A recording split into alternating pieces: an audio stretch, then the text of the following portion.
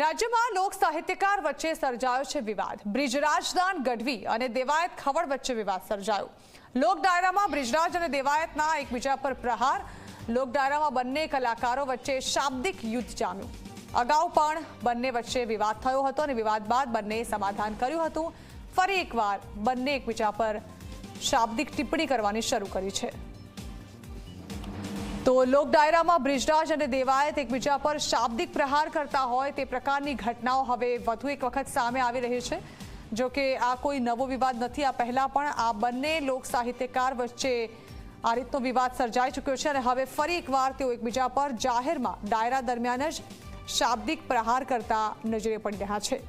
આ પહેલા પણ દેવાયત ખવડને ઘણા બધા કલાકારો સાથે આ જ પ્રકારે માથાકૂટ સર્જાઈ ચૂકી છે। જો કે ત્યારબાદ મામલો શાંત પડી જાય છે।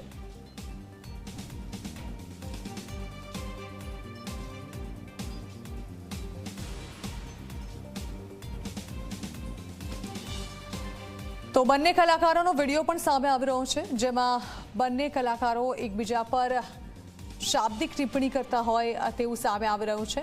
બંને જ કલાકારો એકબીજાની ઉડાવતા હોય તે પ્રકારના વિડીયો સામે આવી રહ્યા છે। આ પહેલા પણ જ્યારે વિવાદ સર્જાયો હતો ત્યારબાદ તે બંને વચ્ચે સમાધાન થઈ ચૂક્યું હતું, પણ હવે ફરી એકવાર તેઓએ વિવાદનો મતપૂરો છંછેડ્યો છે। ઉપર ચડાવું છું યાર। હા, અને હું બીજા હારે નથી લપુ કરતો, તમારી યાર કોઈ દી એવું હોય? અને ઓણ તો હવે 2025 સાગર દાંત કાઢ। પણ આ બધો આનંદ છે હો, આપણે બીજું કાંઈ એમાં કોઈનું કાંઈ આપણને કોઈ લેના દેના નથી। હું તો મારી મોજમાં જીવવા વાળો માણસ છું ભાઈ।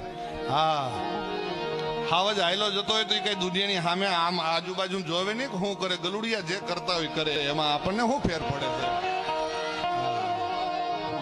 હા, તો જાત કમાણી કરીને ખાય ઈ સિંહની જાત, ભૂખો રે પણ ખડ નો ખાય ઈ સિંહની જાત। અને એક બહુ સરસ કવિતાની દાદ બાપુની છેલ્લી પંક્તિ એમાં બહુ સરસ, એકલા બેહીન કાઈ બીજા કોક પણ જેની થાળીમાં કંઈક ધરાય ઈ સિંહની જાત। અને મારી બાપુના થાળીમાં કંઈક ધરાય છે તો એમાં મને શું વાંધો હોય ભાઈ? હા, ભલે ને ખાતા બધા આનંદ કરે, બધાનો પરિવાર છે, મોજથી જીવે। આવડા આવડા મારા ચાહક છે ત્યાં સુધી તમારે મથાય એટલું મથી લેજો અને મનની મનમાં ન રહી જાય। હવે મારાથી નથી રહેવાતું।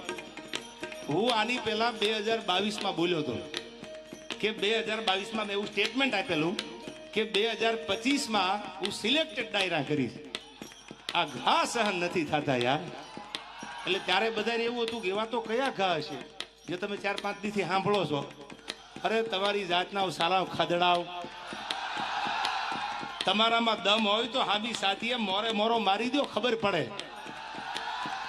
ફિલોસોફી કરવા તમને બોલાવે છે? તમે મને પૈસા આપ્યા આ પ્રોગ્રામમાં, કલાકાર તરીકે તમે મને બોલાવ્યો। શું કામ બોલાવ્યો? સારી વાત કરું, સારું ગીત ગાવ, સારા 1-2 પ્રસંગ બોલું, એ માટે બોલાવ્યો ને? તમે મને ડાયલોગ બાજી કરવા બોલાવ્યો છે? તમારે ગામારે વાંધો હોય આ બોલવા માટે તમે મને બોલાવો છો? સમજદાર છો એટલે ટકોર કરું છું તમને। એવા કલાકારને તમે નક્કી કરીને બોલાવો કે જેની આગળથી સારું સાંભળવા મળે, જેની આગળથી સારું જાણવા મળે, એને બોલાવો। આયા બહેન ફિલોસોફી કરે, મોટી મોટી વાતું કરે, દમ તો કાંઈ છે નહીં।